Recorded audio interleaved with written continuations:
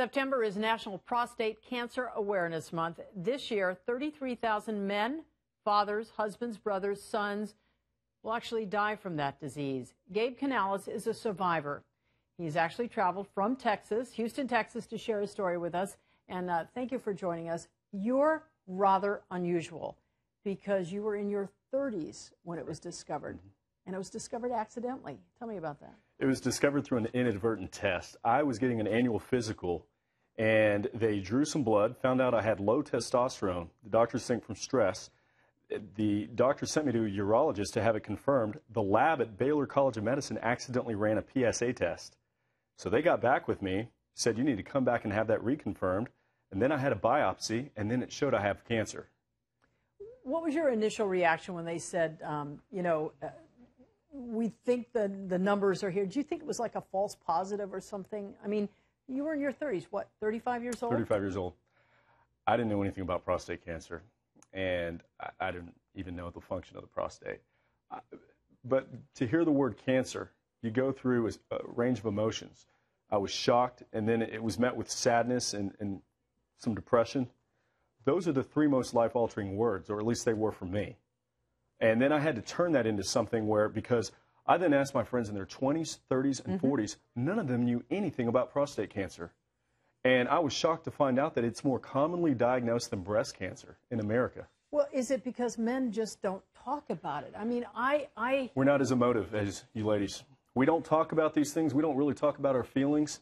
And recently I had lunch with former Secretary of Education, Dr. Rod Page, who's a big supporter of the Blue Cure Foundation. And when he had it, he said that he was concerned that by voicing it and discussing it, it would be perceived as a weakness. And many men in positions of power, whether they are executives and they report to shareholders or whether they are politicians, they don't like to discuss it because they have that fear that they will be looked at as unable to fulfill their duties. And so it's a real problem. But the more people get out there and the more open people are in discussing it, that leads to more money, more appropriations, more funding that goes into research.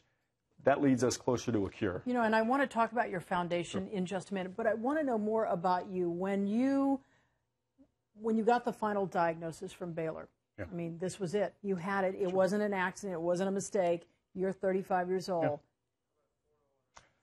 First doctor at Baylor, the oncologist I saw, said, you need to have a prostatectomy. We need to have it taken out. So I went and got a second opinion at MD Anderson. And they suggested active surveillance, monitor it quarterly with blood tests, annual biopsy. You hear two completely different opinions. So I went to New York City, went to Sloan Kettering. They said active surveillance. But then I went to a guy at Columbia Presbyterian, traditional oncologist, urologist, but founded the Center for Holistic Urology at Columbia University. Premise is all the hormones, antibiotics, pesticides, herbicides, and fungicides are leading to a rise in cancer rates across the board, a spike. He said, I need you to radically alter your lifestyle. You have a low-grade cancer. I've seen people with low-grade cancers eradicate that, but you've got to make drastic lifestyle changes, go 100% organic. I had to eliminate red meat, and I ate red meat every day, 2 to 3 times a day. I assume coming from Texas. But also integrate AHCC, integrate immunotherapy supplements, lots of high doses of antioxidants, a regimen that I was completely, I didn't eat or do anything like that before. But here's the interesting thing. The irony, Colleen, is since I got on that protocol, because I haven't had surgery or radiation, my most recent biopsy at the National Cancer Institute in April showed no cancer detected. They can't say I'm cured because the nature of the biopsy is it's random sampling. So it could still be there. And I'm going to go back a year from now or a year from this last one and have it again. But I've never felt healthier in my life than I have this past year. That's the irony. I haven't been sick one time this year, where in the past 15 years, every single year I was on antibiotics at least 3 times. What do they suggest or now in terms of how often you should be tested? Overall, if somebody's watching this and he's 35 years old or in his 30s and he says, wow, that could be me. Sure. I mean, what's the protocol? When do they recommend you get tested for prostate? American Cancer Society says 55. Okay, I was diagnosed at 35. You look at me, and none of your viewers would probably think that guy looks sick or that guy could have cancer. I was asked recently at the gym, what should I do? I saw you on TV. What should I do? I said, you're 26 years old. Here's what you can do. Engage in preventative lifestyle habits. Think about the things that you put in your mouth. Think about the things that you put on your body, because your skin also absorbs all kinds of chemicals. You have to worry and think about those things.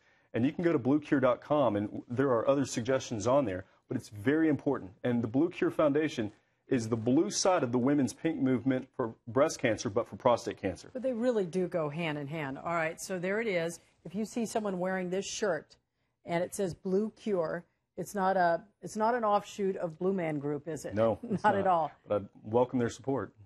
Okay, and you are looking for research to step it up here? Here's what I'm doing. Absolutely.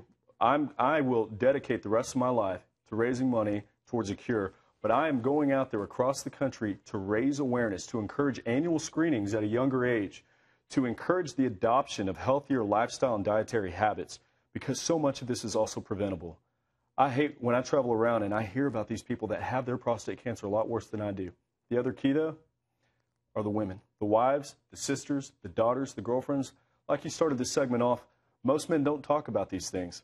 I have a Facebook page for this, facebook.com/bluecure and facebook.com/beatprostatecancer.